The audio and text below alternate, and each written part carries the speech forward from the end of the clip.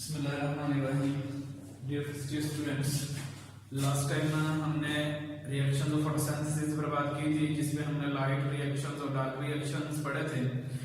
आज हम बात करते हैं रेस्पिरेशन पर, और रेस्पिरेशन को हम इंट्रोडक्टरी पॉइंट ऑफ व्यू से यहाँ पर समझेंगे। तो short question point of view से बड़े अहम जो है वो इसमें कॉन्सेप्ट्स हैं। तो सबसे पहले हम देखते हैं रेस्पिरेशन की डेफिनेशन क्या है। रेस्पिरेशन को अगर हम देखें तो दो लेवल्स पर बात की जाती है। एक जिसको हम कहते हैं respiration that occurs at the cellular level, और इसी ही तरह से इसको हम सेलुलर रेस्पिरेशन का नाम देते हैं।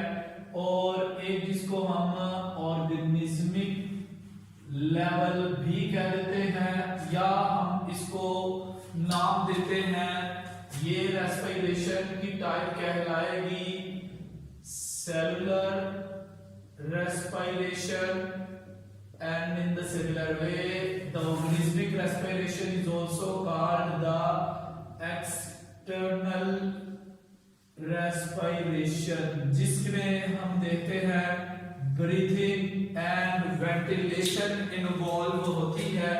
इस तरह से इसको हम कहते हैं, it is called organismic level of respiration, breathing that involves the exchange of gases। और इसको हम चैप्टर नंबर 13 में डिटेल से पढ़ेंगे। चैप्टर नंबर 11 में हमने बात करनी है सेलुलर रेस्पिरेशन पर, और सेलुलर रेस्पिरेशन को हम डिफाइन करते हैं breakdown of glucose and release of energy in the form of ATP।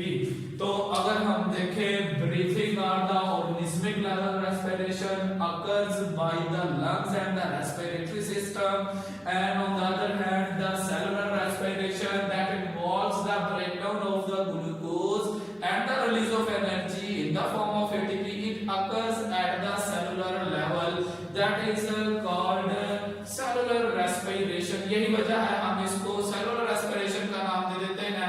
वो पूरे ऑर्गेनिज्म के लेवल पर, पूरी बॉडी के लेवल पर होती है, इसलिए उसको ऑर्गेनिस्मिक लेवल या एक्सटर्नल रेस्पिरेशन को नाम दिया जाता है।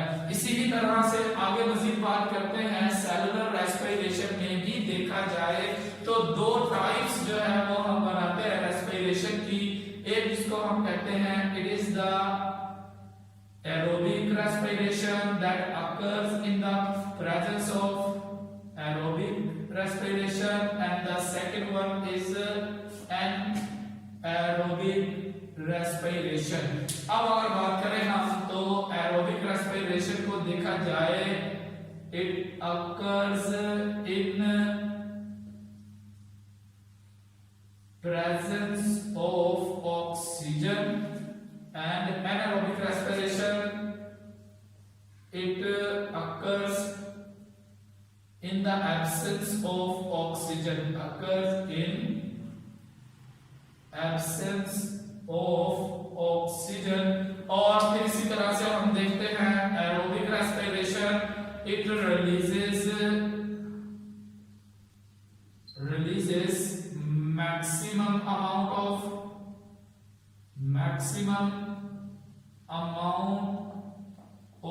energy, and it releases less amount of energy in the form of ATP। इसलिए हम इसको कहते हैं, it is called anaerobic respiration, जो ऑक्सीजन की मौजूदगी में होती है, और ये एरोबिक रेस्पिरेशन जो ऑक्सीजन की मौजूदगी में होती है। अब अगर जरा गौर से देखें तो हम एरोबिक रेस्पिरेशन में मैक्सिमम अमाउंट ऑफ एनर्जी कैसे रिलीज हो पाती है, हम देखते हैं complete breakdown of carbon atoms of glucose, complete breakdown of carbon atom of glucose. यही वजह है कि एनारोबिक रेस्पिरेशन में इनकम्प्लीट इनकम्प्लीट ब्रेकडाउन होती है, incomplete breakdown of carbon atoms of glucose, that is why it releases the less amount of energy. तो इस तरह से हम देखते हैं in the aerobic respiration CO2 water plus ATP are energy is the main products. जैसे हमने बात की थी फोटोसिंथेसिस के जो रिएक्टेंट्स हैं, these are the products of the respiration. तो इस तरह से complete breakdown of glucose molecule by the aerobic respiration produces carbon dioxide, water and energy in the form of the ATP, while on the other hand the incomplete breakdown of carbon molecules or carbon atoms by anaerobic respiration produces either lactic acid or alcohol plus energy in the form of ATP. That is why it is the incomplete breakdown of the carbon chains, because the two number of carbon atoms in the alcohol and the lactic acids remain unbroken, due to which large amount of energy is not released in the anaerobic condition. तो इस तरह से हम देखते हैं ये aerobic और एनाएरोबिक respiration में डिफरेंस हुआ। अब इस तरह से मजीद आगे जो है वो बात करते हैं एरोबिक रेस्पिरेशन में और एनाएरोबिक रेस्पिरेशन में। हम देखते हैं पहली स्टेज जो है ब्रेकडाउन ऑफ ग्लूकोज की हम बात करते हैं, इट इज सेम। और एनाएरोबिक रेस्पिरेशन यानी हम ये कहते हैं द ब्रेकडाउन ऑफ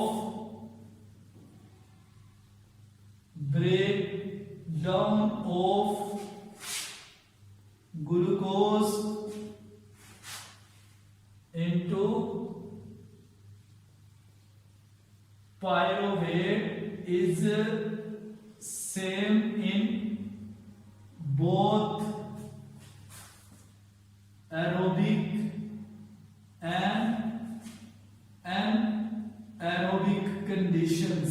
यानी कि ग्लूकोज के मॉलिक्यूल्स से जो ब्रेकडाउन होकर 6 कार्बन मॉलिक्यूल है ग्लूकोज का, हम देखते हैं कि सपोज किया C6H12O6 है, ये पहली स्टेज में हम देखते हैं ब्रेक हो जाता है, 3 कार्बन वाला एक कंपाउंड जो है वो बन जाता है, जिसको हम कहते हैं C3H4O3। it is the pyruvate, 2 molecules of pyruvate produce होते हैं। यहां तक के जो रिएक्शन है it is the same both in the aerobic and anaerobic conditions। अब पायरोवेट से आगे जो नेक्स्ट ब्रेकडाउन है ग्लूकोज के मॉलिक्यूल में कार्बन की चेन्स की, वो डिपेंड करता है कि आया प्रेजेंस ऑफ ऑक्सीजन में ब्रेकडाउन होती है या in the absence of oxygen में ब्रेकडाउन होती है। तो एनाएरोबिक कंडीशंस की हम 2 टाइप्स जो है वो बनाते हैं, एक जिसको हम कहते हैं it is called lactic acid fermentation and the second one is called alcoholic fermentation। क्योंकि fermentation is a process that occurs in the absence of oxygen, so that is why it is called lactic acid fermentation। if the end product of the breakdown of glucose molecules through pyruvate is the lactic acid, then it is called lactic acid fermentation। and if the end product of the breakdown of the glucose through pyruvate is the alcohol, then it is called alcoholic fermentation। आमतौर पर हम देखते हैं bacteria lactic acid की fermentation करते हैं, कुछ fungi भी लैक्टिक एसिड की फर्मेंटेशन करते हैं, और इसी तरह से बैक्टीरिया और फंजाई हैं कुछ जो अल्कोहलिक फर्मेंटेशन भी करते हैं। तो हम देखते हैं कि जब ये पायरोवेट के मॉलिक्यूल है, अगर इन पायरोवेट के मॉलिक्यूल की ब्रेकडाउन से अगली स्टेज पर देखें कंपाउंड लैक्टिक एसिड प्रोड्यूस हो और इसके साथ साथ एटीपी एनर्जी रिलीज हो, then it is called the lactic acid fermentation. और अगर जो है वो हम देखें पायरोवेट के मॉलिक्यूल्स से नेक्स्ट फेज में अल्कोहल प्रोड्यूस हो जाए तो ऐसी सूरत में हम इसको नाम देते हैं, it is called alcoholic fermentation. अगर देखा जाए तो जो लैक्टिक एसिड है, ये लैक्टिक एसिड हमारी बॉडी के अंदर भी पैदा हो जाता है मसल्स सेल्स में। जब मसल्स के पास ऑक्सीजन की सप्लाई कम हो और मसल्स की कंटिन्यूअस कॉन्ट्रैक्शन और रिलैक्सेशन के जरिए से एटीपी की रिक्वायरमेंट को पूरा करना हो, तो ऐसी सूरत में हम देखते हैं पायरोवेट की ब्रेकडाउन एनएरोबिक कंडीशन से होती है। तो ऐसी सूरत के अंदर हम इसको कहेंगे it is called lactic acid fermentation. और अगर जो है वो हम देखें पायरोवेट की ब्रेकडाउन के जरिए से अल्कोहल प्रोड्यूस हो और उसके साथ एटीपी पैदा हो जाए तो ये प्रोसेस जो है वो कहलाता है अल्कोहलिक फर्मेंटेशन, क्योंकि एंड प्रोडक्ट जो है वो ग्लूकोज के मॉलिक्यूल्स की ब्रेकडाउन का वो अल्कोहल होता है। और इसी तरह से वो कहता है कि अगर हम देखें लैक्टिक एसिड के मॉलिक्यूल का फॉर्मूला C3H6O3 है और इसी तरह से अल्कोहल में हम देते हैं C2H5OH जो है ये कंपाउंड प्रोड्यूस हो जाता है पायरोवेट के मॉलिक्यूल से, जिसको हम कहते हैं pyruvate is the C3H4 and O3। अब देखें आप यहाँ पर 2 कार्बन और 5 हाइड्रोजन अनब्रोकन है, लेस अमाउंट में एनर्जी रिलीज होती है। यहाँ पर 3 कार्बन और 6 हाइड्रोजन है, लेस अमाउंट में एनर्जी रिलीज होती है। जबकि एरोबिक रेस्पिरेशन में हम बात करें तो एंड प्रोडक्ट देखें कार्बन डाइऑक्साइड है और वाटर है, तमाम के तमाम हाइड्रोजन की ब्रेकडाउन हो जाने से हम कहते हैं large amount of energy release होती है। इसीलिए हम कहते हैं aerobic respiration produces large amount of